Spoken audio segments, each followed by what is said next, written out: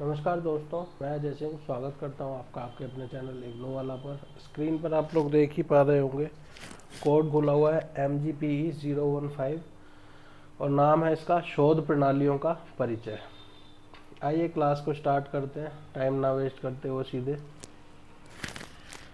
पहला क्वेश्चन है इसमें, एक शोध विषय को शोध समस्या में कैसे परिवर्तित कर सकते हैं या क्या इसके तरीके हैं, उसके बारे में यहाँ पर बात करनी है।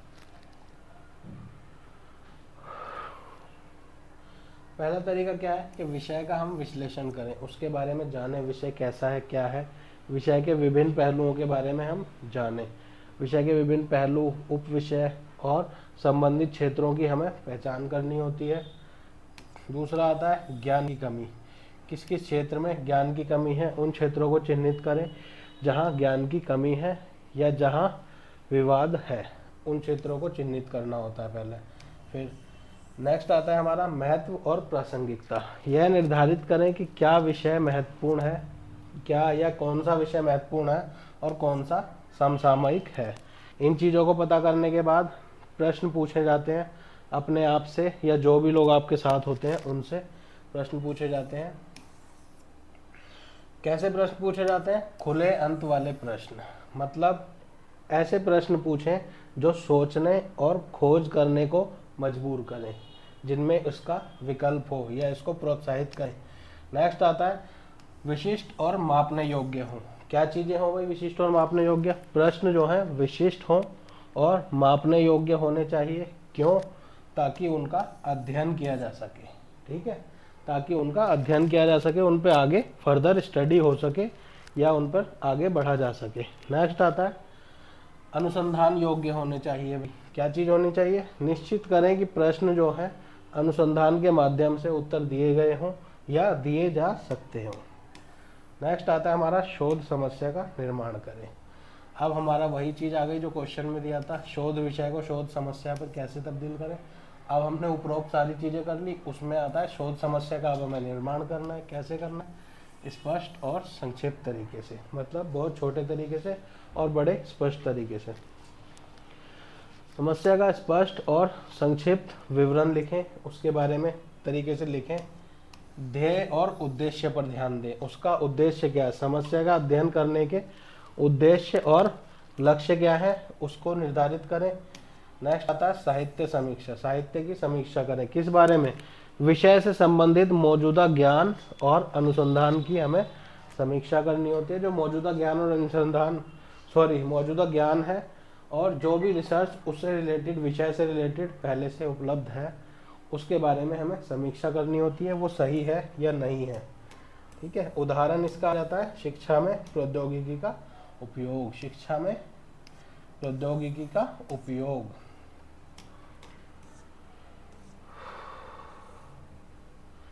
हमारा नेक्स्ट क्वेश्चन आता है सामाजिक समस्याओं के लिए गांधीवादी दृष्टिकोण के प्रमुख तत्व हमें बताने हैं। 3 चीज़ें हैं इस क्वेश्चन में। सामाजिक समस्याओं से रिलेटेड गांधीवादी दृष्टिकोण के प्रमुख तत्व हमें बताने हैं। पहला तत्व, गांधी जी से रिलेटेड सारे तत्व हम देख ही सकते हैं या हम लोगों को पता ही होंगे, क्योंकि गांधी जी के बारे में हम चाहे प्रॉपर हमारे सब्जेक्ट में हो ना हो, गांधी जी के बारे में थोड़ा बहुत तो हम लोग सभी जानते हैं। भारतीय हैं हम, उनके बारे में जानना भी चाहिए। सबसे पहली चीज़ वो क्या कहते हैं? अहिंसा, और दूसरी चीज़ सत्य। या पहले सत्य रख लीजिए, दूसरी पे अहिंसा रख लीजिए, दोनों में से कोई भी रख लीजिए।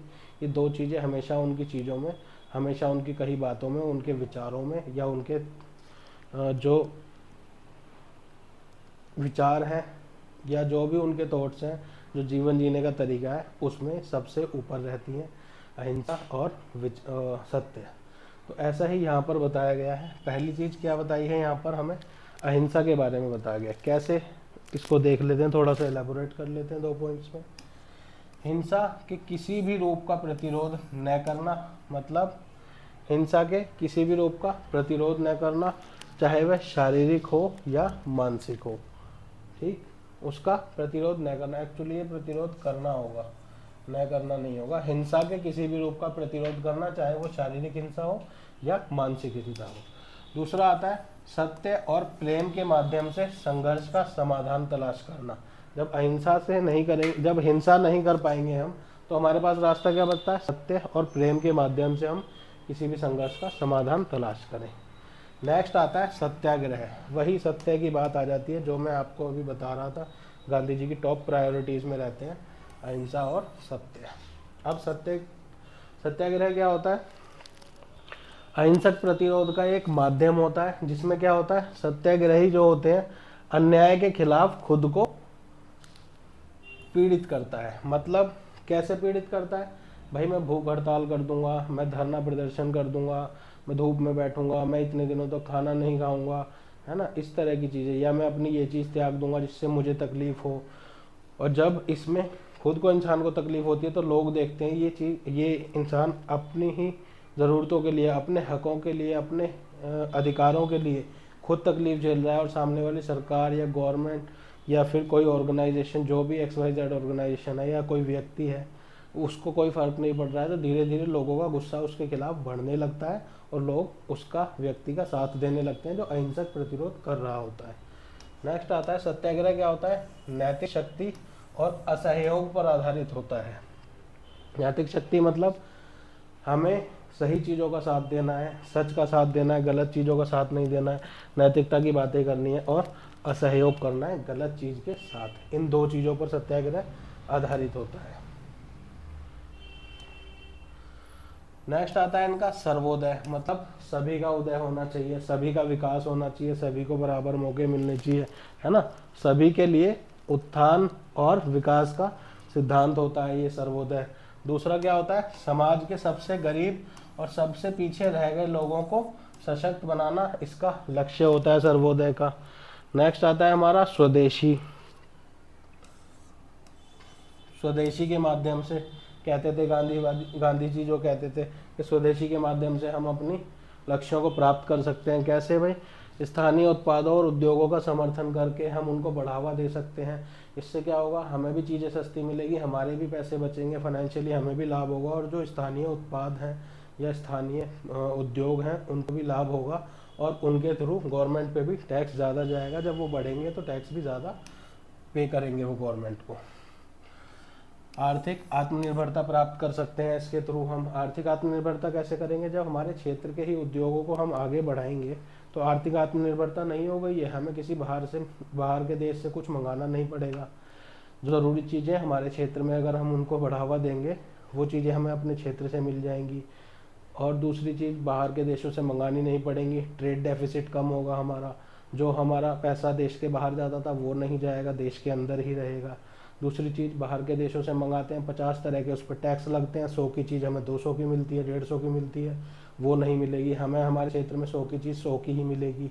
हो सकता है वो 100 की चीज़ ही ना हो, 100 का हमें बताया जाता हो, वो चीज़ 70-80 रुपये में मिल जाए। तो ये चीज़ें भी हमें फ़ायदा देती हैं आत्मनिर्भर बनने में, ये हमारे फ़ायदे होते हैं। नेक्स्ट क्वेश्चन आता है इसमें, भौतिक विज्ञान और सामाजिक विज्ञान अनुसंधान की तुलनात्मक विश्लेषण करना है हमें। इनके बारे में हमें इन दोनों की तुलना करनी है कि भौतिक विज्ञान और सामाजिक विज्ञान का जो अनुसंधान होता है, उस पर जो रिसर्च होती है वो कैसे कैसे होते हैं। पहला देख लेते हैं, विषय के बारे में बताया गया है। पहला है हमारा भौतिक विज्ञान, है ना। भौतिक विज्ञान में क्या होता है? प्रकृति के मौलिक नियमों और ब्रह्मांड की कार्य प्रणाली के बारे में बात होती है, इनका अध्ययन होता है। भौतिक विज्ञान को आप फिजिक्स से समझ सकते हैं। और दूसरा आता है सामाजिक विज्ञान यानी सोशल साइंस। इसमें क्या होता है? मानव समाज की बात होती है, उसके व्यवहार की बात होती है, संस्कृतियों की बात होती है। इन सब चीज़ों का क्या होता है? अध्ययन करना होता है हमें। अब वही देख लेते हैं हम, हमारे उद्देश्य क्या होते हैं भाई। फिजिक्स का उद्देश्य क्या होता है और सोशल साइंस का उद्देश्य क्या होता है, देखते हैं। चलिए, उद्देश्य, भौतिक विकास विज्ञान के उद्देश्य, ब्रह्मांड के बारे में व्यापक सिद्धांतों का पता करना, कानूनों का निर्माण करना। कानूनों मतलब कोई वैसे कानून नहीं है जो पुलिस वगैरह लागू करती है या जिनको उल्लंघन करने पर आपको जेल हो सकती है। कानून मतलब जो फिजिक्स के लॉज होते हैं उनकी बात हो रही है। नेक्स्ट आता है सामाजिक विज्ञान। इसमें क्या होता है भाई? मानव व्यवहार की व्याख्या करना इसका उद्देश्य होता है, और सामाजिक स्तर पर या सामाजिक समस्याओं का समाधान ढूंढना इसका उद्देश्य होता है, जो कि अभी हम पढ़ रहे हैं। ये सारी चीज़ें भी किस में आती हैं? इस तरह की चीज़ें जो, ये तो सब्जेक्ट आपका अलग है, खैर एमए का सब्जेक्ट है, अलग सब्जेक्ट है, बट ये सारी चीज़ें जब हम स्कूल में पढ़ते थे तो क्या आती थी, समाज के बारे में पढ़ना, सोशल स्टडीज, सोशल साइंस, वो सारी क्या होती थी, सोशल साइंस का पार्ट होती थी। नेक्स्ट आता है हमारा विधियाँ। कौन कौन सी विधियाँ हैं भाई इसके लिए, हमारी भौतिक विज्ञान की क्या क्या विधियाँ हैं। भौतिक विज्ञान में प्रयोग किए जाते हैं, एक्सपेरिमेंट्स जिनको आप कहते हैं, आप लोगों ने स्कूल में भी किए होंगे, लैब वगैरह में जाकर, केमिस्ट्री फिजिक्स की लैब में जाकर, बायोलॉजी की लैब में जाकर अवलोकन किया जाता है, चीज़ों को ऑब्जर्व किया जाता है, मॉडलिंग देखी जाती है, सिमुलेशन किए जाते हैं, बनावटी बनाकर देखे जाते हैं, या कह लें कि मॉडल्स वगैरह बनाकर उसके देखे जाते हैं। सामाजिक विज्ञान में क्या होता है भाई, सामाजिक विज्ञान में होते हैं सर्वेक्षण, सर्वे होते हैं, इंटरव्यूज लिए जाते हैं, साक्षात्कार, फोकस समूह, मतलब पर्टिकुलर समूहों पर फोकस किया जाता है, उनको ऑब्जर्व किया जाता है, अभिलेखागार अनुसंधान किए जाते हैं, मतलब जो भी चीज़ें लिखी गई हैं पहले से उन पर रिसर्च की जाती है, जो भी चीज़ें लिखी जा सकती हैं उनको पढ़ा जाता है बार बार, और ऐतिहासिक तौर पर उनका विश्लेषण किया जाता है, उनके इतिहास को खंगाला जाता है। नेक्स्ट आता है हमारा संघर्ष मानचित्र के मूल तत्वों का हमें मूल्यांकन करना है। दो चीज़ें हैं इसमें, संघर्ष मानचित्रण और उसके मूल तत्व, उसके बारे में हमें यहाँ पर बात करनी है। संघर्ष मानचित्रण पहले तो होता क्या है उसको देख लेंगे हम, छोटा सा इंट्रोडक्शन है इसका। ये क्या है, एक उपयोगी उपकरण है, वही चीज़ें हैं इंट्रोडक्शन को लंबा बनाने के लिए जो की जाती है, जिसका उपयोग विभिन्न प्रकार से किया जा सकता है। किन किन प्रकारों से, उनको देख लेते हैं। संघर्षों को समझने और उनका विश्लेषण करने के लिए किया जा सकता है। यह क्या होता है, विभिन्न दृष्टिकोणों से संघर्ष को देखने में मदद कर सकता है, अंतर्निहित कारणों को की पहचान कर सकता है और संभावित समाधानों की खोज कर सकता है। संघर्ष मानचित्रण के अब देख लेते हैं मूल तत्व क्या क्या है। पहला आता है हमारा पक्षकार।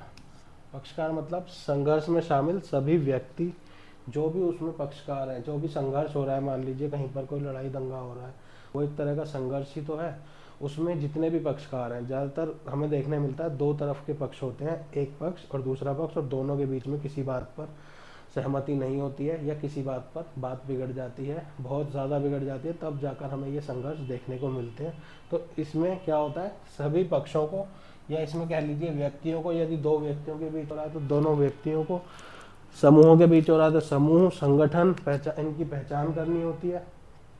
और दूसरा आता है मुद्दे क्या है भाई, संघर्ष के केंद्र में कौन से मुद्दे हैं, इनकी पहचान करनी होती है हमें। तीसरा आता है शक्ति, प्रत्येक पक्षकार के पास कितनी शक्ति है या कितना प्रभावशाली है वो, इसका हमें आकलन करना होता है। ऐसा तो नहीं है कि दो पक्षों के बीच में संघर्ष हो रहा है और दूर से देखने में हमें संघर्ष लग रहा है, क्यों, क्योंकि एक पक्ष बिल्कुल भी प्रभावशाली नहीं है, शक्तिहीन है, और दूसरा पक्ष बहुत ज़्यादा अत्यधिक शक्तिशाली है, अत्यधिक प्रभावशाली है, और हमें दूर से देखने में लग रहा है कि संघर्ष हो रहा है, बट पास से जाकर देखते हैं तो वो जो शक्तिहीन पक्ष है उसकी पिटाई हो रही है शक्तिशाली पक्ष के द्वारा। ऐसा तो नहीं है, इसके लिए हमें इसकी पहचान करनी होती है। नेक्स्ट आता है हमारा संबंध क्या है भाई, पक्षकारों के बीच में संबंधों की प्रकृति को समझना चाहिए, किस तरह का इनके बीच में संबंध है, एक दूसरे को सहयोग करते हैं पहले से, विरोध करते हैं, या फिर तटस्थता का संबंध है, या फिर दोनों को एक दूसरे से कोई खास फर्क नहीं पड़ता, ना ही सपोर्ट करते हैं ना ही विरोध करते हैं, नॉर्मल रहते हैं कि तुम इधर रहिए मैं इधर रहता हूँ, नॉर्मल रहते हैं, या फिर ये पता करना होता है हमें। अब आती है संक्षेप टिप्पणियाँ। पहला क्वेश्चन आता है शांति स्थापन में शीर्ष पाद उपागम क्या है। शांति स्थापना के लिए शीर्ष उपागम उसके क्या क्या हो सकते हैं वो देख लेते हैं।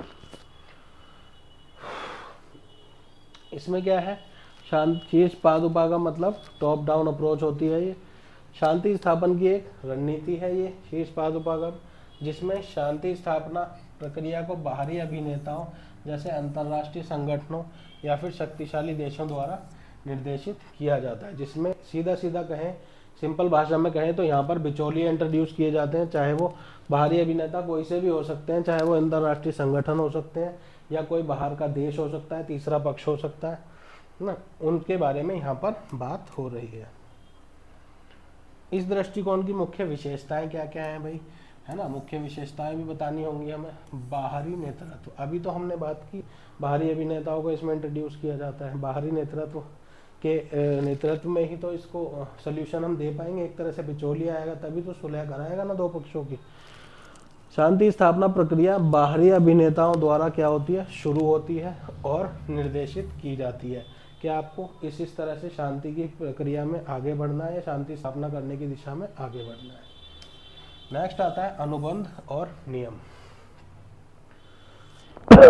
अनुबंध और नियम कौन कौन से हो सकते हैं?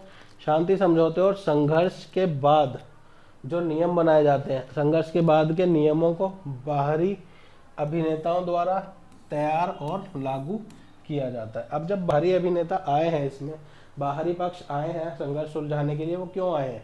बैठने थोड़ी आए हैं, एंजॉय करने थोड़ी आए हैं। वो कुछ नियम बनाएंगे, वो कुछ कायदे कानून बनाएंगे, तैयार करेंगे और उनको लागू भी करवाएंगे। तो इसी के लिए उनको इंट्रोड्यूस किया जाता है। अब आती है बात संस्थागत निर्माण की। कई बार संस्थाएं भी निर्माण कर दी जाती हैं। बाहरी सहायता का उपयोग कर सरकारी संस्थानों और कानूनी ढांचे को मजबूत करने के लिए भी क्या किया जाता है, इनका उपयोग किया जाता है बाहरी सहायता का। अब वो सहायता चाहे तो बिचौलियागिरी करके की गई हो, चाहे वो फंड्स देकर की गई हो, चाहे वो कई बार क्या होता है, जैसे अफ्रीकन कंट्रीज़ में या कहीं पर कोई बहुत ज़्यादा अनरेस्ट की स्थिति होती है, दंगा फसाद होता है, सरकार वहाँ की हैंडल नहीं कर पाती। छोटे मोटे देश कई सारे हैं जिनमें ऐसी कंडीशन देखने को मिलती है, वहाँ की सरकारें इन चीज़ों को हैंडल नहीं कर पाती। तो क्या होता है, यूएन से मदद मांगी जाती है या यूएन खुद से अपनी मदद भेजता है, उसमें अपनी पीस कीपिंग फोर्सेस को भेजता है। इंडिया के भी फौजी उसमें जाते हैं। तो उस चीज़ की यहाँ पर बात हो रही है। तो बाहरी सहायता किसी भी रूप में वहाँ पर हो सकती है, चाहे वो पैसे से हो, चाहे वो ताकत से हो, चाहे वो बीच बचाव करने की स्थिति से हो। नेक्स्ट आता है सुरक्षा। सुरक्षा की जाती है भाई, कैसे सुरक्षा की जाती है? शांति स्थापक बल, ये वही चीज़ है जो मैं अभी बता रहा था आपको, पीस कीपिंग फोर्स होती हैं जो, या अंतर्राष्ट्रीय सैन्य बल होते हैं, सुरक्षा प्रदान करते हैं और कानून व्यवस्था बनाए रखने में मदद करते हैं या बनाए रखते हैं, किसी भी तरह से इसको कहा जा सकता है। नेक्स्ट आता है अनुवर्ती कार्योत्तर शोध। अनुवर्ती कार्योत्तर शोध, एक्स फैक्टो शोध क्या होता है, या कहें कि एक्स फैक्टो रिसर्च क्या होती है।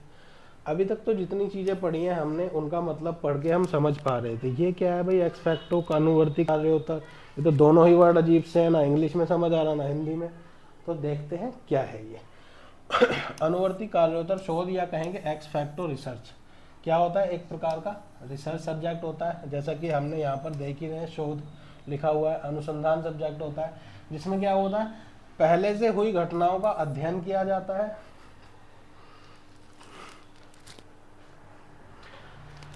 इसमें क्या होता है, पहले से हुई घटनाओं का अध्ययन किया जाता है और ये घटनाएं क्या होती हैं, घटनाओं के बाद डेटा एकत्र करके और उसका विश्लेषण करके किया जाता है।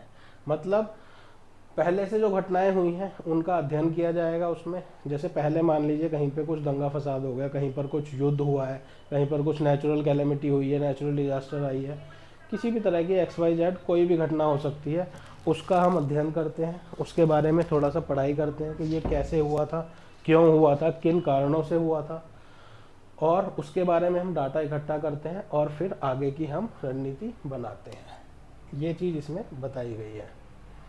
इसकी विशेषताएं क्या क्या हैं भैया? कुछ काम किया गया उसकी विशेषताएं होंगी, कुछ कमियां होंगी, तो यहाँ पर हम विशेषताओं के बारे में बात करते हैं। पहली विशेषता क्या है? पहले से हुई घटनाओं पर केंद्रित होता है ये, ठीक है। यह पहले से हुई घटनाओं पर, निर्णयों पर और या फिर व्यवहारों का अध्ययन करता है या उन पर आधारित होता है।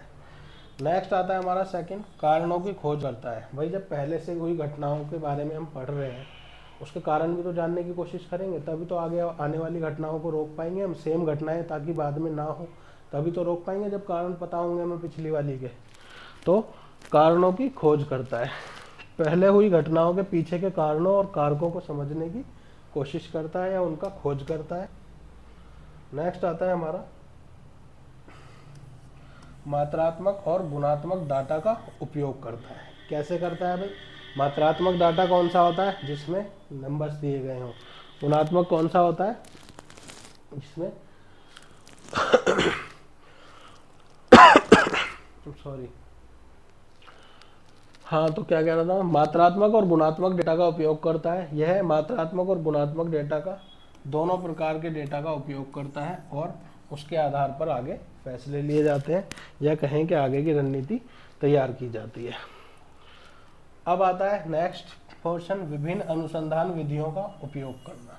इसमें कई सारी विभिन्न अनुसंधान विधियों का उपयोग किया जाता है। कैसे कैसे, कौन कौन सी विधियां हैं? सर्वे का सहारा लिया जाता है जिसको सर्वेक्षण बोलते हैं, साक्षात्कार यानी इंटरव्यू का सहारा, अभिलेखागार अनुसंधान, पढ़ाई लिखाई भी थोड़ी सी की जाती है, केस स्टडी पर ध्यान दिया जाता है ना।